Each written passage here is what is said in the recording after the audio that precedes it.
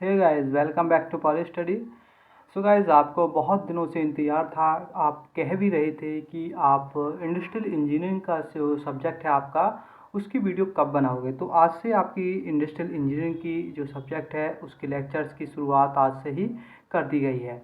So guys, यहाँ पर आज आपका जो पहला चैप्टर है इंडस्ट्रियल इंजीनियरिंग का, तो आज इस वीडियो में हम उसको ही समाप्त करने वाले हैं। बस इसके आपके 2 या 3 क्वेश्चंस एमसीक्यू बचे हुए हैं। हम उसको अगले चैप्टर में इंक्लूड करके, ठीक है, मतलब अगले लेक्चर में आपको बताएंगे। तो यहाँ पर जैसा कि आपके सामने है कि निम्न में से उत्पादकता है। उत्पादकता क्या होती है, उसका एक फॉर्मूला आपके मतलब चैप्टर में, सॉरी आपके पार्ट में, मतलब ये दिया है आपका उत्पादकता फॉर्मूला, ठीक है। तो यहाँ पर पहला आपका आंसर है, मतलब आपका ऑप्शन है 1 minus cost upon profit. Cost को हम बोलते हैं लागत, प्रॉफिट को हम बोलते हैं लाभ, ठीक है। ऐसा ही बी बराबर है, मतलब बी ऑप्शन है 1 प्लस कॉस्ट अपॉन प्रॉफिट, और सी ऑप्शन है 1 माइनस प्रॉफिट अपॉन कॉस्ट, और तीसरा ऑप्शन है D 1 plus cost, sorry profit upon cost. तो इसका सही आंसर क्या होगा। सो गाइस, इसका सही आंसर है यहाँ पर 1 प्लस प्रॉफिट अपॉन कॉस्ट, मतलब 1 प्लस लाभ अपॉन लागत, या हम कह सकते हैं कि cost plus profit upon cost, ठीक है। इस तरीके से भी आ सकता है लिखा हुआ, ठीक है। इस तरीके से भी हम बोल सकते हैं, ठीक है। नेक्स्ट है, निम्न में से कौन सा वेरिएबल इनपुट का उदाहरण है, जैसे कि ऊर्जा है, श्रम प्रति घंटा है, कच्चा माल है, या उपयुक्त सभी। तो इसका सही आंसर क्या होगा। इसका सही आंसर होगा आपका यहाँ पर ऑप्शन नंबर डी, मतलब उपयुक्त सभी। जैसे कि ऊर्जा भी इसका आंसर होगा, श्रम प्रति घंटा और कच्चा माल, ठीक है।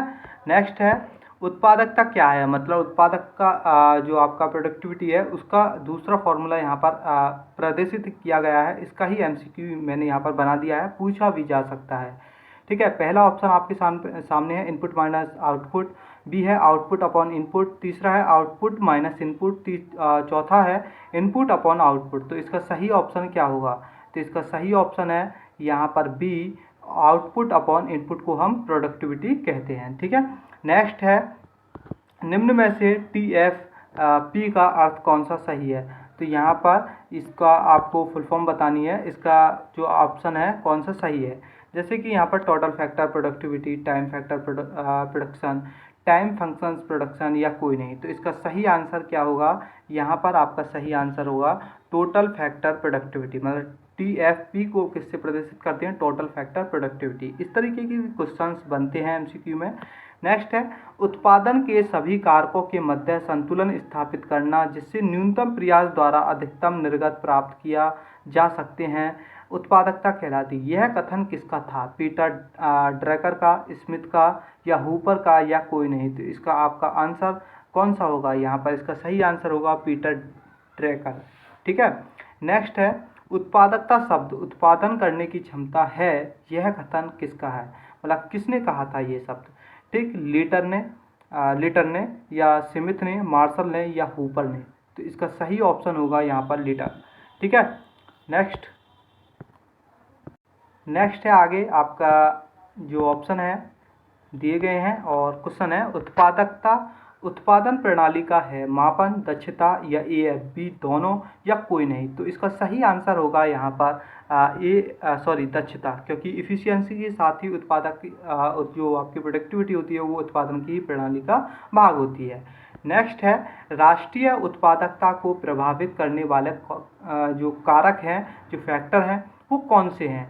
जैसे कि ह्यूमन रिसोर्सेज, ठीक है, या गवर्नमेंट रेगुलेशन, या टेक्नोलॉजी एंड कैपिटल इन्वेस्टमेंट, या उपयुक्त सभी। देखो, जैसे कि ह्यूमन रिसोर्सेज की बात करें तो ये भी एक तरीके से बहुत तरीके से प्रभावित करते हैं, ठीक है, इंटरनेशनल प्रोडक्टिविटी को। अब देखो, गवर्नमेंट है, गवर्नमेंट कुछ रूल ऐसे ले आए, ठीक है, जिससे कि पूरी तरीके से जो आपके प्रोडक्टिविटी है वो प्रभावित हो। तो एक तरीके से ये आ सकती है, क्योंकि गवर्नमेंट रूल अच्छे भी बना सकती है और बेकार भी बना सकती है, कोई पता नहीं है, ठीक है। इस तरीके से यहाँ पर ये ऑप्शन भी सही है। नेक्स्ट ऑप्शन है टेक्नोलॉजी एंड कैपिटल इन्वेस्टमेंट, ये भी सही है, ठीक है। नेक्स्ट है डी, तो यहाँ पर आपका सही आंसर होगा उपयुक्त सभी, ठीक है।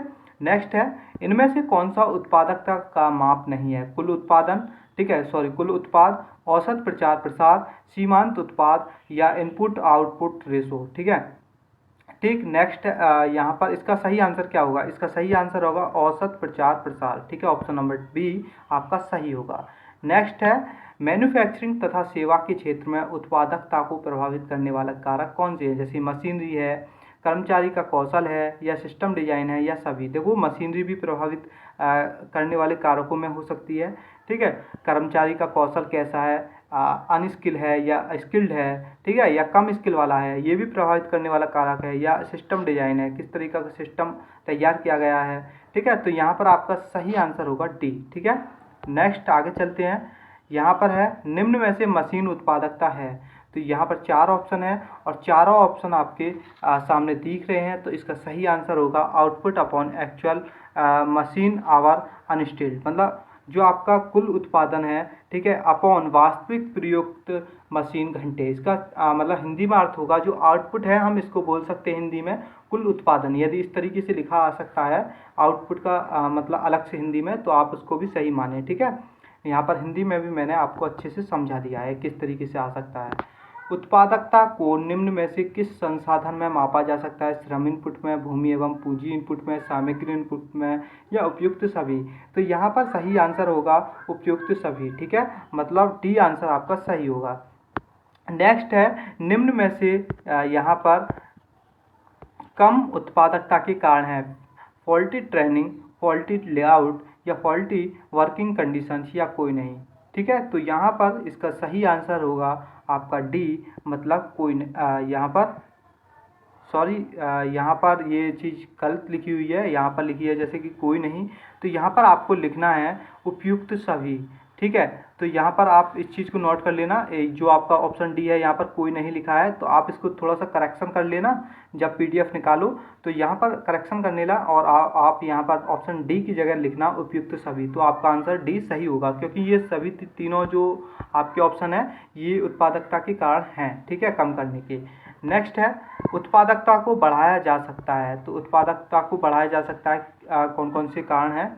जैसे उसी आउटपुट के लिए इनपुट कम करके, उसी इनपुट से आउटपुट कम करके, ए या बी दोनों, या कोई नहीं। तो आपका ऑप्शन सी सही होगा, ए और बी दोनों। ठीक है, तो यहाँ पर ऑप्शन सी सही होगा। नेक्स्ट है निम्न में से निम्न में से उत्पादकता को प्रभावित करने वाले घटक हैं। जैसे कि उत्पादकता मतलब प्रोडक्टिविटी को क्या चीज़ प्रभावित कर सकती है? जैसे कि जलवायु है, रोबोटिक्स है, ऑटोमेशन है, या सभी।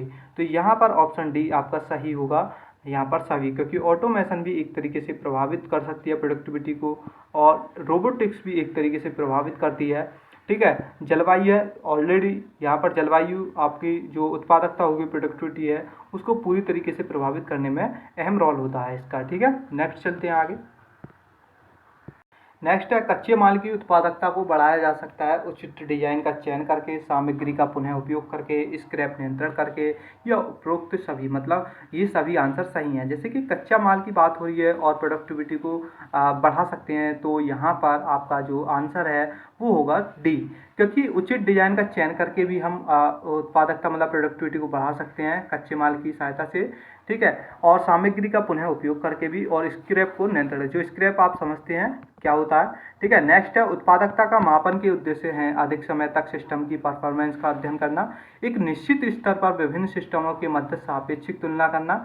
नेक्स्ट है नियोजित उत्पादन के साथ वास्तविक उत्पादन की तुलना करना, या ऑप्शन डी उपयुक्त सभी। तो यहाँ पर आपका सही आंसर होगा ऑप्शन डी, मतलब सभी। ठीक है, नेक्स्ट है निवारक रखरखाव में सुधार होता है मशीन उत्पादकता, सामग्री उत्पादकता से, या पूंजी उत्पादकता से, या कोई नहीं। तो आपका सही आंसर होगा मशीन उत्पादकता। ठीक है, ऑप्शन ए सही होगा। नेक्स्ट है निम्न में से श्रम उत्पादकता है। श्रम उत्पादकता क्या है? मतलब श्रम उत्पादकता का यहाँ पर आपको देखना है फॉर्मूले, क्योंकि यहाँ पर चारों ऑप्शन में आपके फॉर्मूले दिए गए हैं। ठीक है, बाकी अदर कुछ चीज़ नहीं दी गई है। तो यहाँ पर आपको ऑप्शन देखना है। तो ऑप्शन कौन सा सही होगा? यहाँ पर ऑप्शन होगा पहला, टोटल प्रोडक्शन फ्रॉम प्रोडक्शन। ठीक है, और अपॉन एक्सपेंडिचर ऑन लेबर।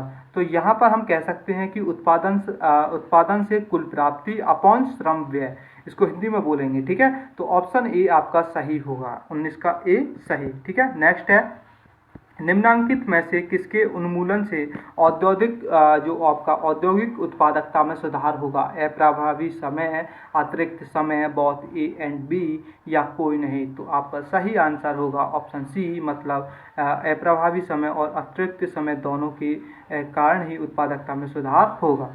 ठीक है, नेक्स्ट है निम्न में से पूंजी उत्पादकता है। तो यहाँ पर है total turnover into capital employed, या नेक्स्ट है सकल टर्नओवर अपॉन लगाई गई पूंजी। ठीक है, नेक्स्ट है एकल टर्नओवर माइनस लगाई गई पूंजी। नेक्स्ट है डी कोई नहीं। तो यहाँ पर आपका सही आंसर होगा ऑप्शन बी, मतलब कि total turnover upon capital employed मतलब लगाई गई पूंजी। ठीक है, तो ऑप्शन बी सही होगा। नेक्स्ट है वह समय जिसके लिए आपका प्रबंधन या मैनेजमेंट या श्रमिकों की कमी के कारण कार्यकर्ता या मशीन, अब यहाँ पर कार्यकर्ता की जगह श्रमिक भी आ सकता है, ठीक है, या मशीन या दोनों निष्क्रिय बने रहते हैं के रूप में जाना जाता है। अप्रभावी समय कहते हैं उसको, या कार्य सामग्री कहते हैं, या अतिरिक्त समय के नाम से जाना जाता है, या निष्क्रिय समय के नाम से जाना जाता है। तो इसका सही आंसर होगा अप्रभावी समय के नाम से रूप में जाना जाता है। ठीक है, नेक्स्ट है टोटल फैक्टर प्रोडक्टिविटी मेजर क्या होता है। ठीक है, तो यहाँ पर आपको 4 ऑप्शन दिए गए हैं और ये पूरी तरीके से TFP का फॉर्मूला है। तो यहाँ पर सही आंसर क्या होगा? तो यहाँ पर सही आंसर होगा ऑप्शन नंबर सी, मतलब net output upon labour plus capital factor, option C सही होगा।